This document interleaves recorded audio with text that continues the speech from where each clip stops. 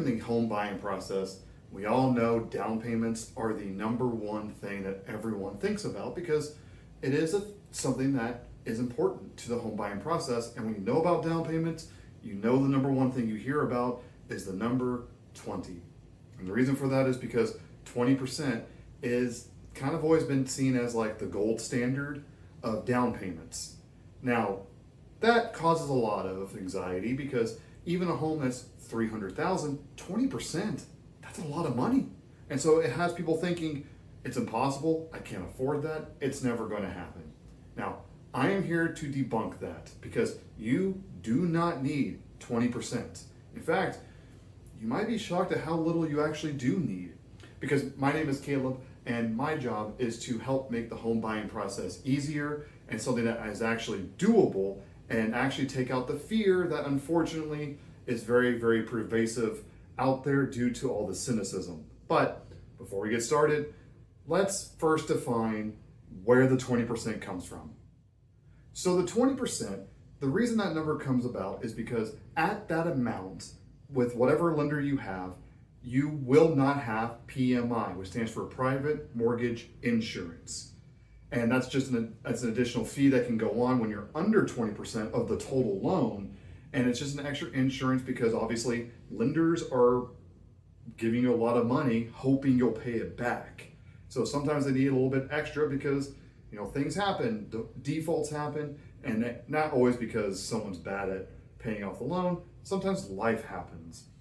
And so that is why 20% kind of became the gold standard, because at 20%, PMI goes away. But that is if you're able to do that. What I'd like to cover is some of the major programs and types of loans that do exist. That means you do not have to put down 20%. The very first loan we're going to talk about is the FHA loan, also known as the Federal Housing Association loan. And as the name would imply, it's a government loan. Now, what's unique about this is that instead of 20% you need to put down, you only got to put down 3.5%. Combine this with the fact that it is not as stringent on DTI, which is debt to income ratio, and you don't have to have typically as high of a credit score as you do for conventional loans, and FHA is a go-to for first-time home buyers especially. Now, of course, they do come with additional things, like they tend to be a little bit more thorough with inspection, or there's certain things they want to make sure are in good shape before giving you the loan. But still, this loan does exist pretty much primarily for first-time home buyers, but they do still also help if you have a more unique situation with your finances. Now, this next loan is excellent, but it comes with a very obvious asterisk next to it and you'll see why in a second. And that is the VA loan. That's the Veterans Association loan.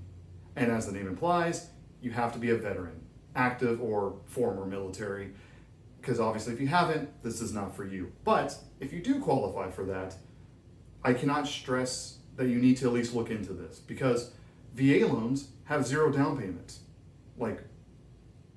That's already incredible as it is. And they tend to also be a lot more flexible, and not just flexible, but have a lot more competitive interest rates. Now, this is because VA loans are a way to say thank you for your service, thank you for what you have done for this country.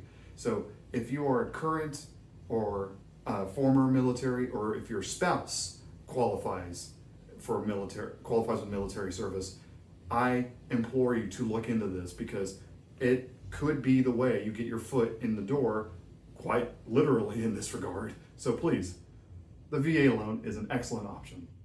And last, at least for this video, I do want to cover that there are conventional loans where all you have to put down is 3 to 5%.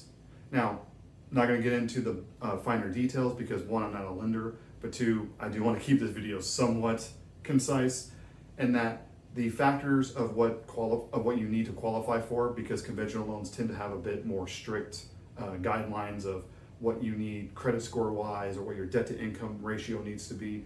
But just know, there are things out there that 3 to 5% is all you got to put down. But also understand that if you go that route, that means you will have the private mortgage insurance, or the PMI, until you hit 20%. Now, this isn't to scare you off, it's just to give you the correct information, because sometimes people forget, even with a regular loan, you don't have to do anything crazy. There might still be a program out there that you qualify for to help quite literally get your foot in the door. Now, at the end of the day, what does all this mean? What this means is there's a lot of programs out there to help you get into a home. Now, no loan is better than another. Every loan has their ups and their downs, their gives and their takes, because that's just life.